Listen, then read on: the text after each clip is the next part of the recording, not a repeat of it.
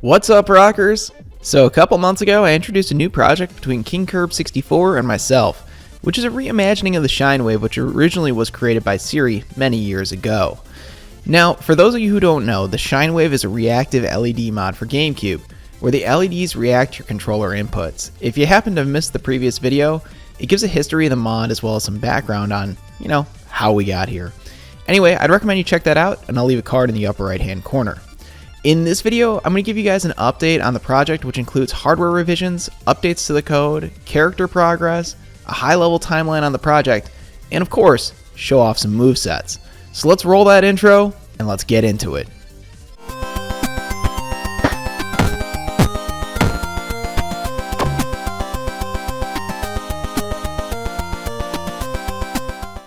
So from a hardware perspective, there's not a ton of changes, but there are a few things that are worth talking about. I've got a handful of PCBs in my hand that were printed by PCBWay, and we'll talk more about PCBWay in a little bit. But anyway, let's do a quick comparison of this PCB compared to the one I showed in the previous video. The biggest change you're going to see is the swap to fully SMD components and relocating one of the FFC cables. Other than that, the board is pretty much identical in terms of shape and size, and just a small difference in layout to accommodate the SMD version of the components. As for the rest of the QSBs and C-Stick PCB, well, they're pretty much identical. The only difference here is just the color. Now, one thing that I thought would be pretty cool to show is how you actually go ahead and populate one of these boards. Because you technically can hand solder all these pieces in, but it's going to be quite difficult. So I've kind of made a little rig here, and this thing is not exactly what I'd call my finest production, but hey, for a beta board, this is kind of just how I do it. It's very simple. We're going to go ahead and take this stencil over here, and we're going to apply some solder paste to it using this credit card. And basically what this will allow us to do is place all the components, and then we can flow the solder to make all the components obviously stick to the board. So let's go ahead and get that spread on there. Now you're going to have to forgive me as I'm a little shaky placing some of these components. It's a little hard to get in there with the camera right in front of the board. But that's the beauty of using fully SMD components. At least now when the boards are ultimately assembled, we can use a pick and place machine to place each of the components on there precisely, accurately, and quickly.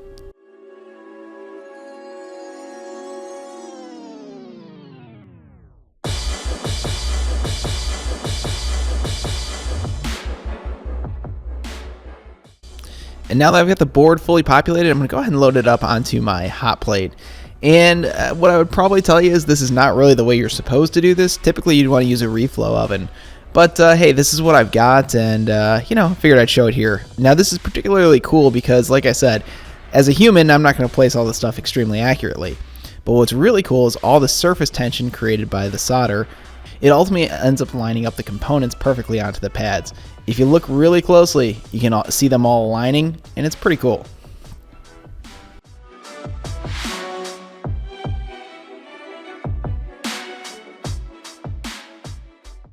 So unfortunately, testing in this environment is much more difficult than it would otherwise need to be. You see, normally you would take a controller to an event, play for a little while, and see what the results are. However, when it's a pandemic and there are no local or national Smash events, your ability to do extensive testing in a less controlled environment is much more difficult. Having said that, we had some great beta testers who were able to help us. They provided us real-time feedback, and as a result, KingCurb had some bugs to go squash. But the best part is, while KingCurb was working on the code again, it gave us an opportunity to add a few more features based upon some other feedback received. So let's jump into it. Alright guys, Joker won the poll, so that means we're demonstrating with Joker. So I want to show some changes to the code that KingCurb made, and they're pretty awesome, I'm not going to lie. So first things first, we added brightness control. You can use up and down on the D-pad plus start to change the brightness of the LEDs. So we're on max brightness right now, but we can go to completely off if we wanted to. Starting up, you can get back to full brightness. Cycling modes is still start and side. To go one way, start and left to go the other. So right now I'm back into my baseline reactive mode, and there's one other thing I wanted to kind of show as well right here. So it occurred to us that just holding side and A for your smash, or start or side and or up and A, or whatever, directional plus A, you can also do it with your C-Stick, and so I know plenty of people do that. So we actually added C-Stick functionality as well. So here we go.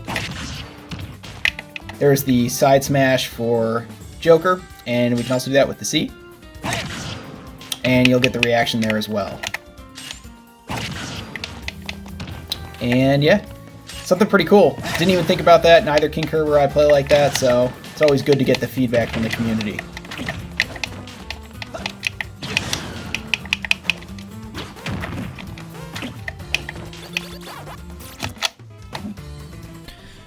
Okay, with some of those updates out of the way, let's get into the characters. Now, to say that Smash has a small roster would be an understatement, and realistically, making animation sets for all these characters has been quite an endeavor.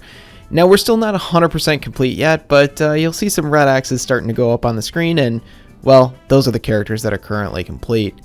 The good news is we're through the vast majority of the original N64 version of Smash, Melee, and we're making our way through Brawl. With only Wii U and Ultimate characters left, you know, we've picked and choose a few others to do ahead of time as well. So anyway, look for more updates on these a little bit later on, but the good news is we've made significant progress on the roster already. So next up, I want to just talk at a high level about kind of where we are in terms of development. What you're looking at is your normal development timeline, which includes both the concept and alpha phases.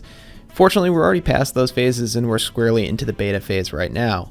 Currently, we're working through design updates and iterations to make sure that we've got everything taken care of from both the hardware side and the software side.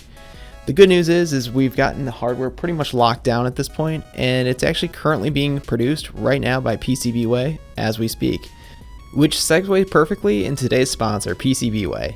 PCBWay is my go-to for PCB prototyping all the way up to production runs, and they're the ones who are making and assembling the boards for this project.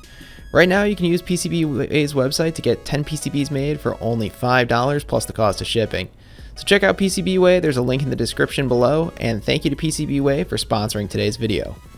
But getting back to the development timeline, realistically we're going to be in the beta phase until we finish up all of the different characters that we talked about earlier, as well as make sure everything's working perfectly from the software side.